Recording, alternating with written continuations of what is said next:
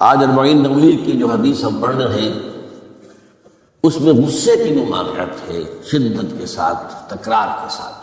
اس کے لیے تمہیداً میں نے سورہ آل عمران کی 2 آیات آپ کو سنائی ہیں۔ وہاں ارشاد ہوتا ہے وَسَارِعُوا إِلَىٰ مَغْفِرَةٍ مِّن رَبِّكُمْ، اے مسلمانوں دوڑ لگا دو اور آگے سے آگے نکلنے کی کوشش کرو۔ مسارعت کے معنی ہوں گے تیز دوڑنے میں ایک دوسرے کے ساتھ مقابلہ کرتے ہوئے آگے نکلنے کی کوشش۔ سارعوا الی مغفرۃ من ربکم، اپنے رب کی مغفرت کی طرف دوڑو اور دوڑ میں مقابلہ کرو، ایک دوسرے سے آگے نکلنے کی کوشش کرو۔ وجنت، اور اس جنت کی طرف دوڑ لگاؤ، عرضها السماوات والارض، جس کا پھیلاؤ آسمانوں اور زمین جتنا ہے۔ وَأُعِدَّتْ لِلْمُتَّقِينَ، وہ تیار کی گئی ہے، سجائی گئی ہے، اسے پورے اہتمام کے ساتھ تیار کیا گیا ہے اہل تقویٰ کے لیے۔ ان اہل تقویٰ کی کچھ اوصاف کیا ہیں؟ الذین ينفقون فی السراء والضراء، وہ لوگ کہ جو خرچ کرتے ہیں، مراد ہے اللہ کی راہ میں، اور اللہ کی راہ میں خرچ کرنے کی 2 مدیں ہیں۔ اللہ کی رضا کے لیے اس کے بندوں میں سے جو محتاج ہوں، جن کو کوئی ضرورت لاحق ہو، ان کی مدد کرنا، یتیم ہو، بیوائیں ہوں، مسکین ہو، کوئی قرض تلے دب گئے ہوں، وہ سب کے سب اس میں آ جائیں۔ لہذا دوسری مت کیا ہے؟ وہ ہے اللہ کے دین کے لیے خرچ کرنا، دین کی تعلیم و تعلم کا کوئی نظام بنانا، پھر یہ کہ دین کو دوسرے تک پہنچانا، اس کے لیے سارے ذرائع جو بھی کسی زمانے میں ابلاغ کے موجود ہوں، سب کو استعمال کرنا، اس کے لیے خرچ درکار ہے۔ میں اس عرض کر رہا تھا کہ یہ 2 مدیں ہیں خرچ کرنے کی۔ الذین ينفقون فی السراء والضراء، مسرت کی حالت میں آدمی کے پاس کافی ہے، غنی ہے، تب خرچ کر رہا ہے، تو ظاہر بات ہے اس حالت میں طبیعت پر اتنا بوجھ نہیں ہوتا خرچ کرنے میں، لیکن خود تنگی محسوس کر رہا ہو پھر خرچ کرے، یہ گویا کہ اس سے اگلا ایک قدم ہے، ضرع ہے، تکلیف کے اندر بھی ہو تو خرچ کرے۔ والکاظمین الغیظ، اور وہ لوگ جو اپنے غصے کو پی جانے والے ہیں، والعافین عن الناس، اور غصہ ظاہر بات ہے آتا ہے کسی شخص کی کسی غلطی پر، کسی خطا پر، یا وہ اس نے آپ کے ساتھ کوئی زیادتی کی ہے، کبھی تو غصہ آئے گا۔ لہذا غصے کو تو پی جاؤ اور لوگوں کو معاف کرو۔ والعافین عن الناس، یہ 2 کام در حقیقت ایک ہی کام کے 2 رخ ہیں کہ غصہ آیا ہے تو اسے پی جاؤ، اور جس شخص نے بھی تم پر زیادتی کی ہے، تمہارے خیال میں زیادتی کی ہے، ہو سکتا ہے وہ اپنی جگہ پر صحیح ہو، لیکن یہ کہ بہرحال تمہیں غصہ آیا ہے، اس غصے کو پی جاؤ، اسے معاف کرو۔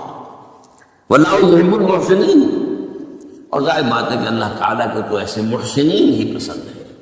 اب یہاں پہ نوٹ کر لیجیے وہی درجہ احسان جو ہم پڑھ چکے ہیں بڑی تفصیل سے، حدیث جبرائیل کے حوالے سے گفتگو شروع ہوئی تھی، بعد میں پھر بھی مختلف مواقع پر گفتگو آتی رہی ہے، اور اگلی حدیث میں پھر آ رہی ہے۔ احسان کسے کہتے ہیں؟ تو اللہ تعالیٰ کو ایسے محسن جو اپنے اس دین کو خوبصورت بنا رہے، دین ان کا جو ہے اور دینی زندگی ان کی جو ہے وہ دل کو لبھانے والی ہو، وہ لوگوں کو پسند آنے والی ہو، بلکہ یہ کہ اس کے اندر جو ہے وہ حسن جو ہے دل آویزی پیدا ہو جائے۔ اس آیت کے حوالے سے میں آج پر حدیث آپ کو سنا رہا ہوں۔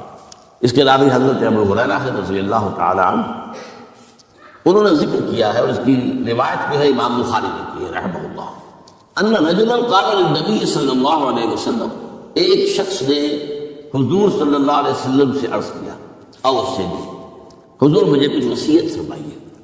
اوصا یوصی ایصاء، وصیت کرنا، وصا یوصی توصیۃ، اس کے معنی وہی ہے۔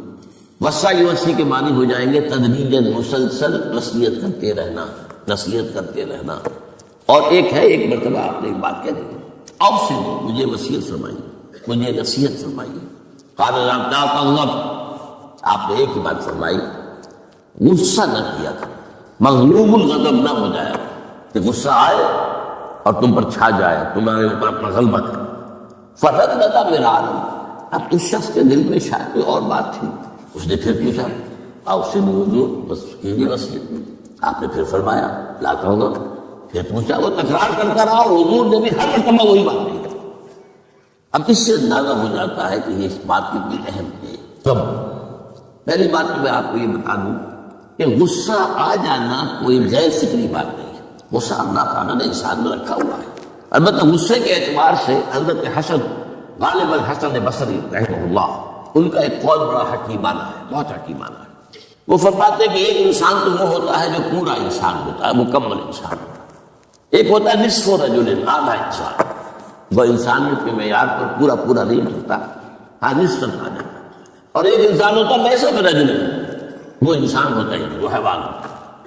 پورا انسان وہ ہے جس سے غصہ دیر میں آئے اور جلدی رفع ہو جائے، اور آدھا انسان وہ ہے جس سے غصہ جلدی آئے لیکن جلدی رفع بھی ہو جائے، یا دیر میں آئے تو دیر میں رفع ہو، یہ دونوں برابر ہو جائیں گے۔ جلدی غصہ آیا جلدی ختم ہی ہو گئے، دیر میں آیا دیر لگا دی جانے لگی۔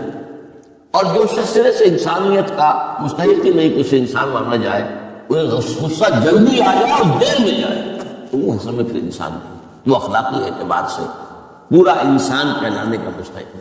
تو غضب کے اعتبار سے یہ تین درجے جو ہے وہ سامنے رہتے ہیں۔ پھر مزاجوں کی بات بھی ہوتی ہے، اللہ تعالیٰ نے مختلف مزاج بنائے، بعض طبائع کے اندر جمال کا عنصر زیادہ ہوتا ہے، جمالی شخصیت، خوبصورت شخصیت طبعا، بعض جلالی مزاج کے لوگ ہوتے ہیں، ہمارے بزرگوں میں بھی ہوتا ہے، دیندار لوگوں میں بھی ہوتا ہے، یہاں تک کہ نبیوں میں بھی ہوتا ہے۔ حضرت موسیٰ علیہ السلام جلالی طبیعت کے آدمی تھے، آپ کو معلوم ہے یہ واقعات ہمارے سامنے ہے جو قرآن میں موجود ہے۔ ایک قبطی کا اور ایک اسرائیلی کا جھگڑا ہو رہا تھا، اس اسرائیلی نے مدد مانگی تو حضرت موسیٰ نے ایک مکہ لگایا ہے اس قبطی کو، اس کی جان نکال دی۔ تو ان کے غضب کا، ان کی جلالی طبیعت کا لیا، اور اس کا سب سے بڑا نقشہ جو قرآن مجید میں آتا ہے کہ جب اللہ تعالیٰ نے جب ہجرت ہو گئی اور مصر سے حضرت موسیٰ علیہ السلام اپنی قوم کو لے کر، بنی اسرائیل کو لے کر نکل آئے، دریا یا سمندر بھی اللہ نے پار کرا دیا، سمندر کو یا دریا کو پھاڑ کر، اس کے بعد وہ مرحلہ آیا کہ انہیں اب شریعت دی جائے، اس لیے کہ اصل میں ہجرت کے بعد پھر شریعت آتی ہے۔ ہجرت سے پہلے کا وقت جو ہے وہ تو ایک کشاکش کے اندر گزرتا ہے، جیسے کہ 12 برس حضور کے مکے میں ہے، ایک کشاکش ہے جسے آپ عام طور پر کشمکش کہتے تھے، ایک اسٹرگل، اس میں مصیبتیں ہیں، تکلیفیں ہیں، مارے کھائی جا رہی ہیں وغیرہ وغیرہ۔ تو ابھی کسی تفصیلی شریعت کے لیے جانے کا موقع نہیں تھا، نماز بھی جا کر 5 وقتہ جو ہے وہ سن 11 نبوی میں فرض ہوئی ہے، یعنی آپ سمجھئے کہ ہجرت سے 1-1.5 سال پہلے۔ اس کے علاوہ زکوٰۃ کا کوئی نظام ابھی باقاعدہ کہ اتنے میں سے اتنا کوئی نہیں، ہاں عام طور پر لفظ زکوٰۃ استعمال ہوا ہے، اپنے مال کو پاک کرو، پاک کرتے رہا کرو، مال میں سے صدقہ خیرات نکالتے رہا کرو، اس سے وہ مال پاک ہو جاتا ہے۔ تو اسی طریقے سے جو ہجرت آئی حضور پر، ہجرت کے بعد شریعت نازل ہوئی مدینہ منورہ میں، اور دورہ ترجمہ قرآن میں یہ بات واضح میں کر لیا کرتا ہوں کہ اس شریعت کا بلو پرنٹ جو ہے، یہ لفظ آپ میں سے بہت سے حضرات جانتے ہوں گے، کوئی عمارت بنانی ہو تو اس کا جو نقشہ بنتا ہے پہلا وہ نیلے کاغذ پر بنتا ہے، بلو پرنٹ۔ تو بلو پرنٹ جو ہے اس شریعت محمدی علیہ صاحب الصلاۃ والسلام کا، وہ سورہ بقرہ میں تیار ہے۔ پھر اس میں جو تفاصیل کے اور پورے جو خد و خال آئے ہیں وہ پھر سورہ نساء اور سورہ مائدہ اس کی تکمیل کی شروع۔ بہرحال جب حضرت موسیٰ کو اللہ تعالیٰ نے طلب کیا 40 دن کے لیے کوہ طور پر، اس کو ہم چلہ بھی کہہ سکتے ہیں، 40 روز کی اللہ تعالیٰ نے ان سے ریاضت کروائی، مشقت، روزہ اور یہ کہ عبادت اور ذکر الہی، اس کے بعد انہیں اللہ نے تورات عطا فرما دی۔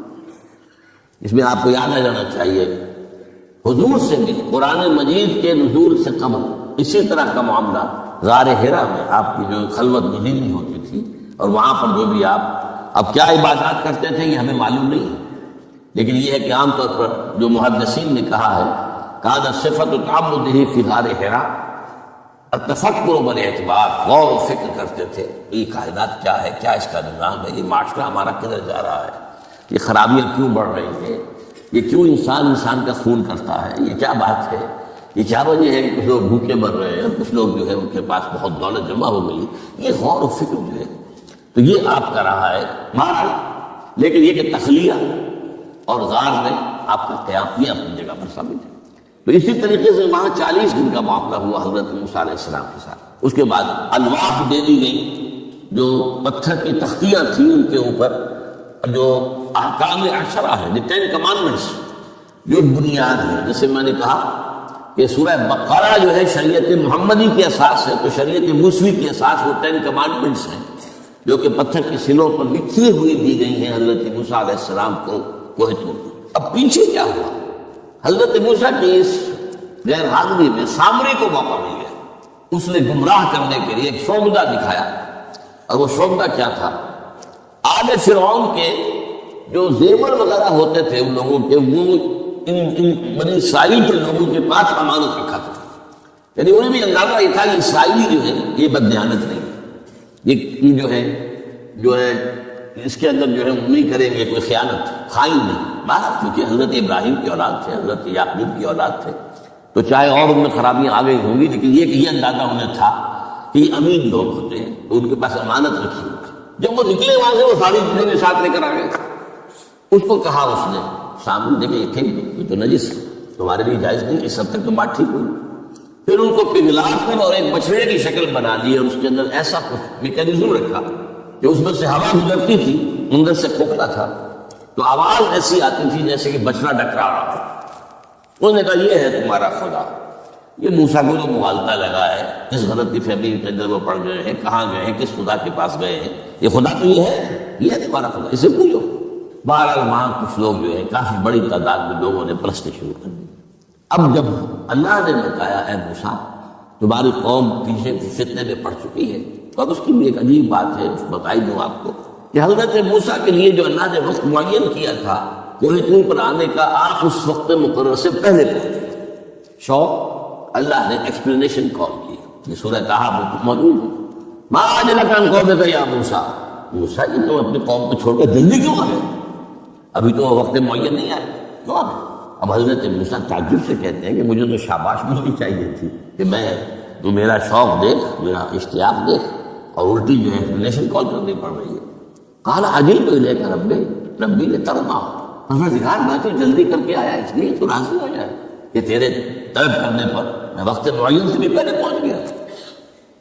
فرمایا نہیں، یہ اجرت جو ہے یہ ایسی خطا ہے تمہاری کہ تم نے در حقیقت جو یہ غلطی کی ہے اس کی وجہ سے سامری کو موقع مل گیا ہے کہ اس نے تمہاری قوم کو اضلهم السامری، سامری نے گمراہ کر دیا۔ یہ خبر پا کر حضرت موسیٰ علیہ السلام جب آئے ہیں واپس اپنی قوم، اس کے لیے جو الفاظ آئے ہیں یہ سورہ اعراف کے اندر ہے، فلما رجع موسیٰ الی قومہ غضبان اسف۔ یہ غضبان، یہ غضب کی ایک انتہا ہے۔ اس وزن پر عربی زبان میں جو الفاظ آتے ہیں وہ کسی شے کی شدت کو ظاہر کرتے ہیں۔ انا جوعان، میں بھوک سے مرا جا رہا ہوں، انا عطشان، میں پیاس سے مرا جا رہا ہوں۔ اسی طرح رحمان، جس میں رحم جو ہے وہ ٹھاٹھے مار کے سمندر کے معنی میں، تو اس وزن پر جو الفاظ آتے ہیں اسی وجہ سے غضبان، تو میں کہہ رہا تھا یہ ہے جلالی طبیعت حضرت موسیٰ علیہ السلام کی، کہ انہیں جب یہ اندازہ ہوا کہ میری قوم کے لوگ جو ہیں وہ اس طریقے سے گمراہ ہو گئے، مشرک ہو گئے، وہ شرک بھی جلی شرک، خفی شرک میں باقاعدہ ایک پرستش جو ہے ہو رہی ہے، ایک بچڑے کی اسے خدا مانا جا رہا ہے۔ اسفا، بہت ہی متاسف۔ ابھی دو الفاظ آ گئے، غضبان اور اسف، ایک جانب غضبناک اور دوسری طرف انتہائی افسوس اور رنج کرتے تھے۔ چنانچہ وہاں آ کر جو الفاظ قرآن مجید میں آئے ہیں اسی جلالی طبیعت کا مظہر، وَأَلْقَى الْأَصْفَى اللَّهُ، وہ جو لے کر آئے تھے تخیہ وہ تو آپ نے ڈال دیا، وَأَخَذَ بِرَأْسِ أَخِيهِ يَجُرُّهُ إِلَيْهِ، اپنے بھائی حضرت ہارون کا سر پکڑ کر، بلکہ داڑھی کے بعد پکڑ کر اور پیشانی کے بعد پکڑ کے سیدھا، یہ تم نے کیا کیا؟ میں تمہیں خلیفہ بنا کے لیا تھا، تمہارے ہوتے ہوئے یہ کام ہو گیا، تم کیوں نہ میرے پیچھے آ گئے مجھے بتانے کے لیے؟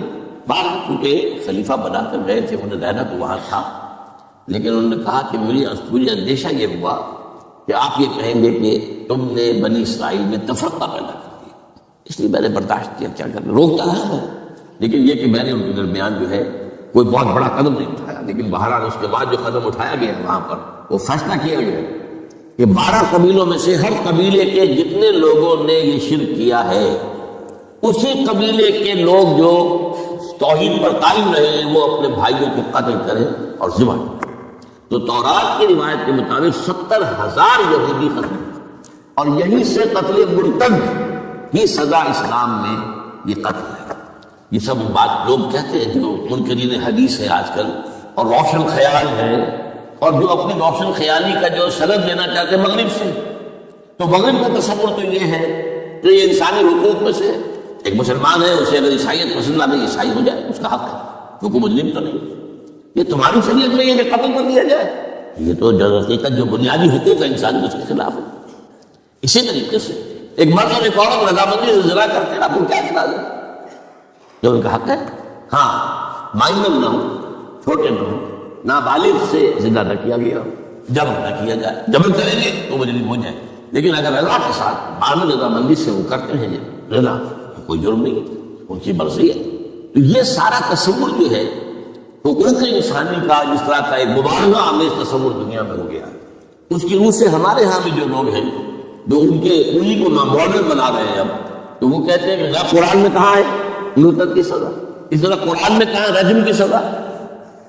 تو یہ جان لیجیے کہ یہ دونوں سزائیں حضور نے اپنی سنت کے ذریعے سے نافذ کی ہیں، لیکن اصل کی ہے تورات سے۔ ظاہر بات ہے کہ حضور سے پہلے جو شریعت موسوی تھی وہ لاگو تھی، یہودیوں کے لیے شریعت موسوی تھی، آج تک بھی ہے۔ عیسائیوں کے لیے بھی حضرت مسیح یہی کہہ کر گئے تھے کہ یہ نہ سمجھنا کہ شریعت موسوی کو ختم کرنے آیا ہوں، law of Moses, don't think I come to destroy law, this law of Moses will be applicable to you. وہ تو سینٹ پال نے ختم کیا، اور آج کی عیسائیت جو ہے یہ عجیب مذہب ہے جس میں کوئی قانون نہیں، لیکن یہ کہ اسلام میں بہرحال انسانی حقوق کی بھی حدود ہیں، ان حدود کے اندر انسانی حقوق ہوں گے۔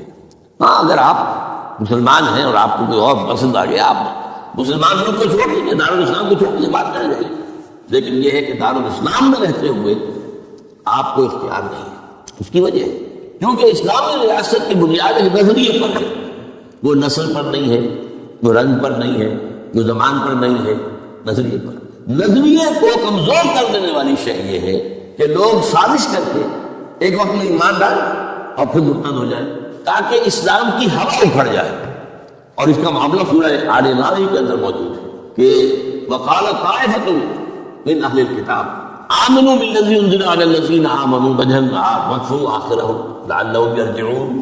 دیکھو بھائی یہ جو بڑی دھاک بیٹھ گئی ہے اسلام کی اور ایمان کی، اس سے ایمان لے آتا ہے چاہے اسے انگاروں پر ڈال دیا جائے وہ ایمان کو نہیں چھوڑتا۔ یہ ایک ساکھ ہوگی، ایک گڈ ول ہے ایمان کی، ایک ساکھ، جو چاہو کر لو اس کو قتل کر کے۔ ابو جہل نے حضرت سمیہ اور حضرت یاسر رضی اللہ تعالیٰ عنہما دونوں کو قتل کر دیا، انہوں نے کلمہ کفر زبان سے نکالنا پسند نہیں کیا، حالانکہ اجازت ہے جان بچانے کے لیے، ایمان دل میں قائم رہے، زبان سے کلمہ کفر کہہ دیا جائے، صرف جان بچانے کے لیے جائز اجازت ہے۔ چنانچہ حضرت سمیہ اور حضرت یاسر کے بیٹے عمار نے جان بچانے کے لیے کلمہ کفر کہا، اور پھر ان پر شدید پشیمانی طاری ہوئی، لیکن حضور نے انہیں اطمینان دلایا کہ نہیں، اس کی بھی اجازت ہے۔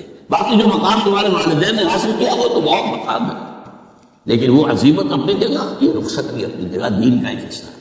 بہرحال سازش کیا کی، آمنوا بالذی انزل علی الذین آمنوا وجہ النہار، ایسے کرو کہ صبح کے وقت کو ایمان لے آؤ، اے لوگوں، اے مسلمانوں، جو کتاب تم پر نازل ہوئی ہم بھی ایمان لاتے ہیں، ہم بھی مومن ہیں۔ دن بھر رہو، اب اس میں یہ اضافے میں رہے، ذرا حضور کے قریب رہو، صحبت قریب سے، تاکہ لوگ دیکھ لیں یہ دن بھر حضور کی صحبت میں رہے ہیں، قریب رہے ہیں، شام کو کافر ہو جاؤ، مرتد ہو جاؤ، یہ دیکھ لیا ہم نے، یہ تو دور کے ڈھول سہانے ہیں، ہم نے اندر جا کر دیکھ لیا، کوئی بات ہے نہیں، کوئی خاص بات نہیں۔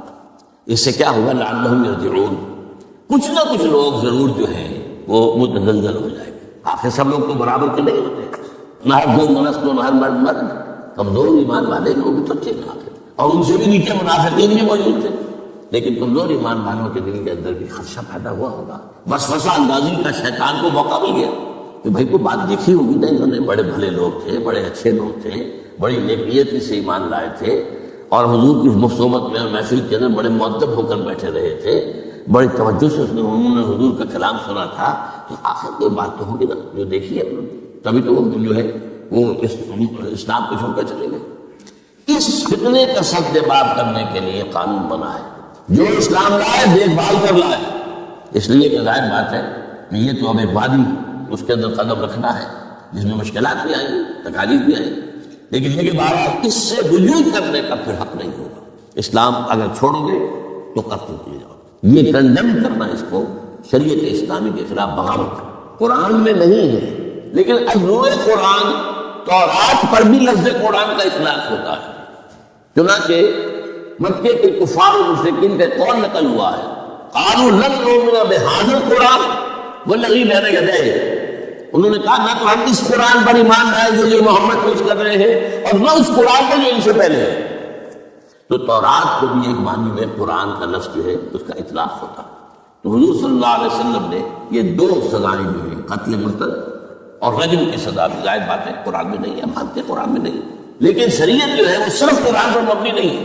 بس یہ بات ایک اصول موٹی، شریعت کی دو بنیادیں مستحکم ہیں، مستقل ہیں، مستقل بذات ہیں، انڈیپینڈنٹ آف ایچ ادر، کتاب اللہ و سنت رسول صلی اللہ علیہ وسلم.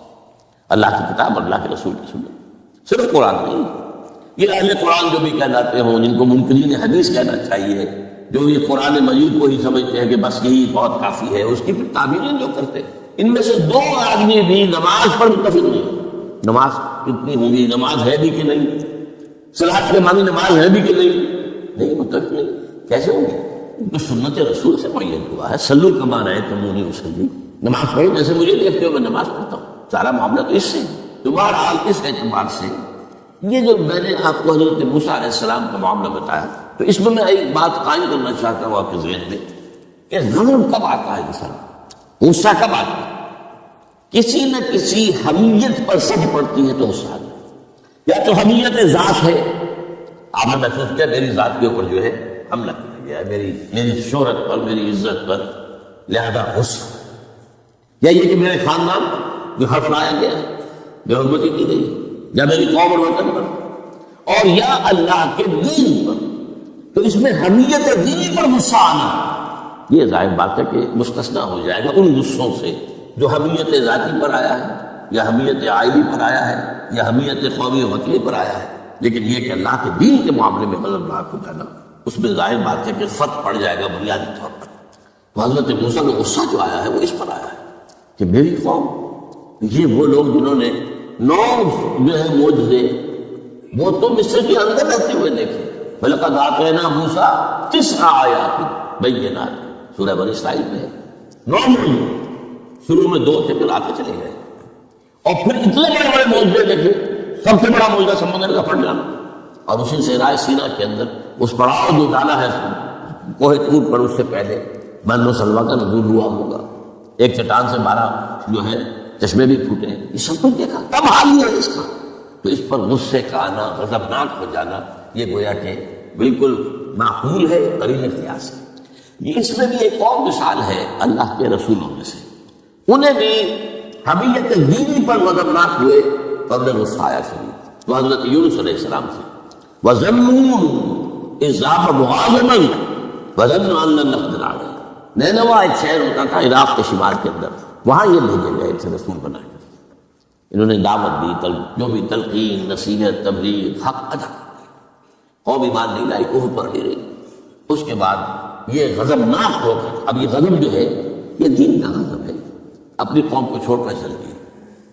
لیکن یہاں ایک خطا ہو گئی. حضرت موسیٰ سے خطا کیا ہوئی تھی کہ وقت معین سے پہلے پہنچ گئے. فَإِنَّا قَدْ فَتَنَّا قَوْمَكَ مِن بَعْدِكَ، تو اس کی سزا مل گئی. یہاں غلطی کیا ہوئی کہ رسول جو قوم کی طرف بھیج دیا جائے، جس قوم کی طرف یا جس شہر کی طرف یا جس علاقے کی طرف، جب تک ایکسپریس پرمیشن اللہ کی نہ آ جائے رسول جگہ چھوڑ کر نہیں جا سکتا. یہاں یہ ہے کہ وہ اتنے غضبناک ہو گئے کہ یہ بات جو ہے یہ ذہن کے سامنے نہ رہی، اور آپ اپنی قوم سے ناراض ہو کر، یہ بدبخت قوم جو ہے یہ تو ہلاک ہو کر ہی رہے گی، تو یہ چھوڑ کر چلے گئے. یہ غلطی ہوئی. چنانچہ آپ کو یاد بھی آ گیا ہوگا کہ جب ہجرت مدینہ کی اجازت آ گئی ہے اللہ کی طرف سے عام صحابہ کے لیے، تو آپ نے کہہ دیا چلے جاؤ مدینہ جاؤ، آپ خود نہیں گئے. جب تک کہ ایکسپریس پرمیشن واضح طور پر، معین طور پر آپ کے لیے اجازت نہیں آ گئی، اس وقت تک آپ نے مکے سے سفر نہیں کیا. حضرت یہ واقعہ سلف کا مشہور واقعہ ہے. حضرت ابوبکر صدیق رضی اللہ تعالیٰ عنہ نے 2 اونٹنیاں تیار کی تھی کہ لمبا سفر ہے اور تیز جانا ہوگا، ہم جب جائیں گے تو ظاہر بات ہے پیچھا کیا جائے گا، تعاقب ہوگا، تو اچھی فربا اونٹنیاں ہوں. تو انہیں خوب کھلا پلا کر تیار کیا تھا اور حضور کو بتایا نہیں تھا. اب منتظر تھے حضور کیا اجازت آ گئی؟ نہیں، ابھی نہیں آئی. پھر پوچھا اجازت آئی؟ نہیں آئی. اب حضرت عائشہ فرماتی ہیں اور نکاح میں آ چکی تھی حضور کے، لیکن تھی ظاہر بات ہے کہ 6 سال کی عمر میں نکاح ہو گیا تھا، 9 سال کی عمر میں وداعی ہوئی ہے، بعد میں مدینے میں. تو ان کی روایت ہے کہ ہم نے دیکھا کہ دوپہر کے وقت حضور چلے آ رہے، تشریف لا رہے.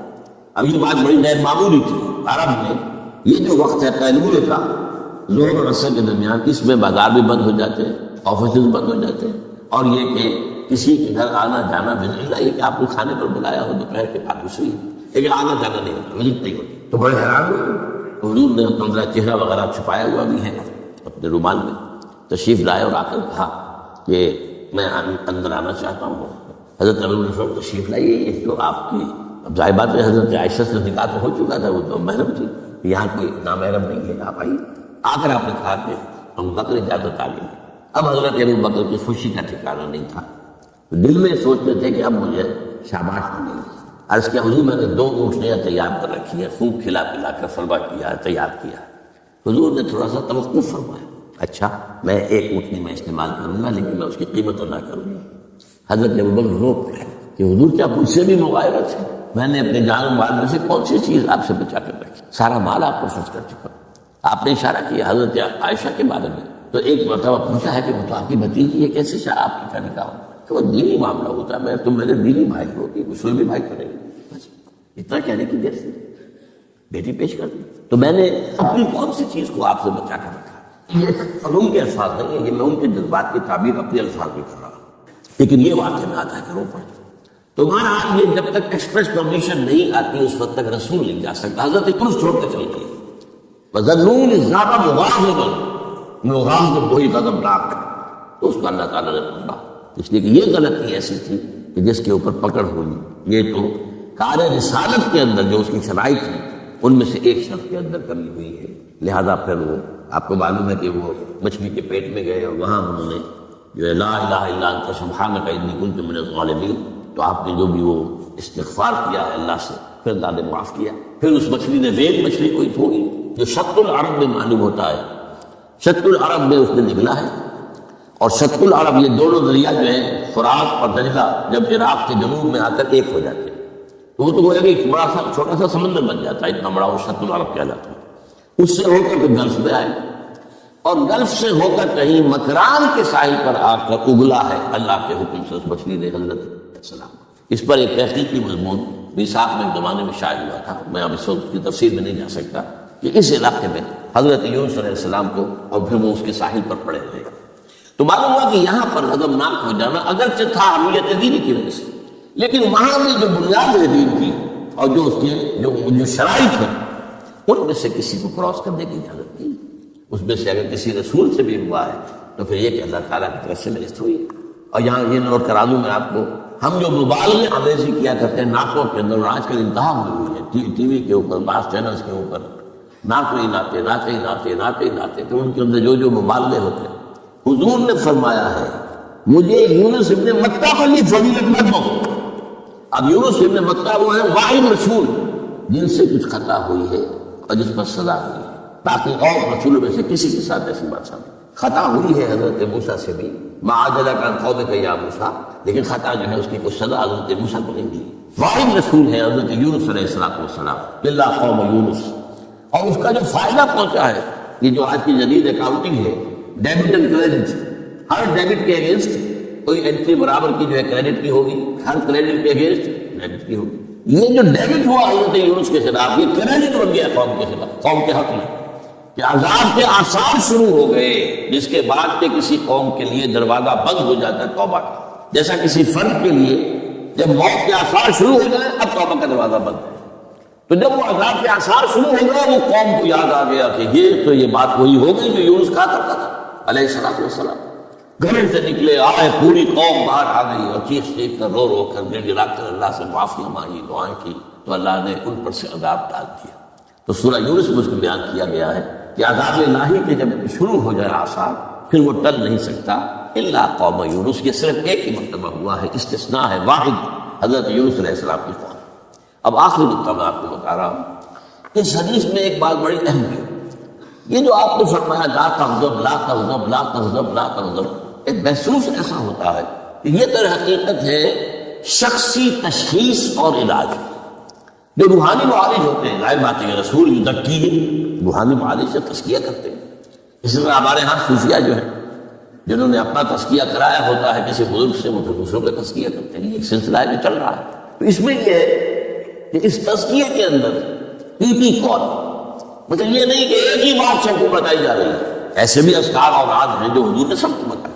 ہر نماز کے بعد بعض اذکار ہیں، اللہم اعنا علی ذکرک و شکرک و حسن عبادتک، ایک وہ ہے اللہ تعالیٰ کی حضور کی طرف سے کہ یہ آپ پڑھا کرتے تھے، یہ سب کے لیے. لیکن ایک ہے پرسنل، اس لیے کہ اس روحانی معالج کا کے اندر یہ صلاحیت ہونی چاہیے کہ وہ اشخاص کے اندر جو ذاتی، اب کسی کے اندر کوئی مرض ہے، کسی میں کوئی مرض ہے، کسی کے اندر دولت کی محبت زیادہ ہے، کسی کے اندر غصہ جو ہے وہ بہت تیز ہے، کسی کے اوپر شہوت کا غلبہ بہت زیادہ ہے، تو وہ جو کال ہے وہ ہوگی پرسنل کال. یہ گویا کہ ایک پرسنل پرسکرپشن ہے اس شخص کے لیے کہ معلوم ہوتا ہے کہ اس کے اندر یہ غضب کا اور غصے کا معاملہ جو ہے وہ ضرورت سے زائد تھا، لہٰذا اسے حضور نے تکرار کے ساتھ اسی کا مشورہ دیا، اسی کی وصیت فرمائی. سبحانک اللہم و بحمدک لا الہ الا انت سبحانک انی کنت من الظالمین.